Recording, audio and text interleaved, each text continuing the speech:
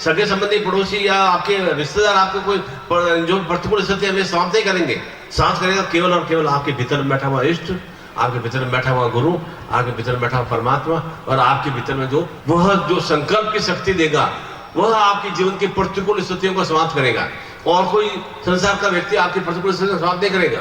केवल और केवल गुरु की क्रिया उस संकल्प शक्ति में वृद्धि करना। संकल्प क्या है कि मैं अमुक अमुक धारणा जीवन में चाहता हूं, उन अमुक अमुक धारणाओं को मैं प्राप्त कर सकूं।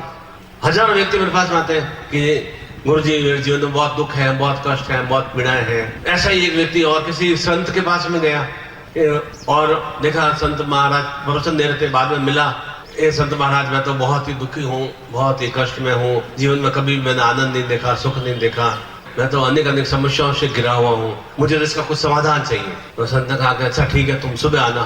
सुबह वापस गया कि आप कुछ समाधान बताइए। नहीं अभी मैं बता दूंगा, तुम थोड़ा उसको शांत करने की क्रिया कर रहे थे, तुम शाम को आना।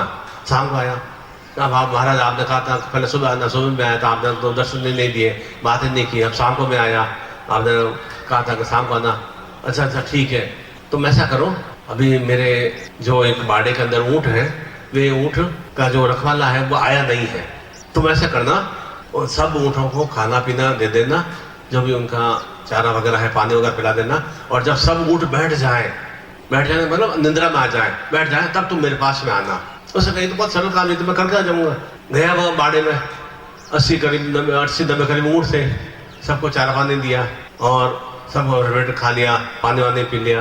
ऊँटों को बैठाने की कोशिश करें, एक ऊँट बैठे, दूसरा ऊँट भी बैठे, तीसरा ऊँट खड़ा हो जाए, चौथा ऊँट बैठाए, पांचवा ऊँट खड़ा हो जाए, छठा ऊँट बैठाए, आठवां ऊँट खड़ा हो जाए। वो तो सुबह से सब परेशान, रात्रि में पूरा परेशान हो गया कि जो 2-3 ऊँटों को बैठा था वो तो दूसरे और खड़े हो जाते हैं। जीवन में भी ऐसा ही है, जीवन में ऊँटों की तरह ये सत्यां होती है। एक चीज को हम शांत करते हैं, दूसरी हमारे विपत्ति खड़ी हो जाती है।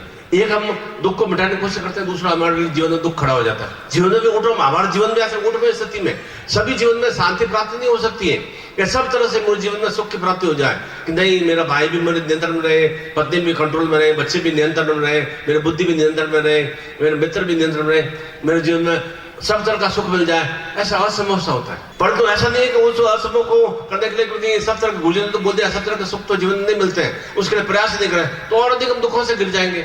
उन्हें तो निरंतर कर्मशील तो बनना ही पड़ेगा, वो संकल्प के साथ एक कर्म करने का भाग से तो होना चाहिए, वह तो हमारे जीवन में सुख की स्थितियां प्राप्त होती है, आनंद की स्थितियां प्राप्त होती है, हर्ष की स्थितियां प्राप्त होती है।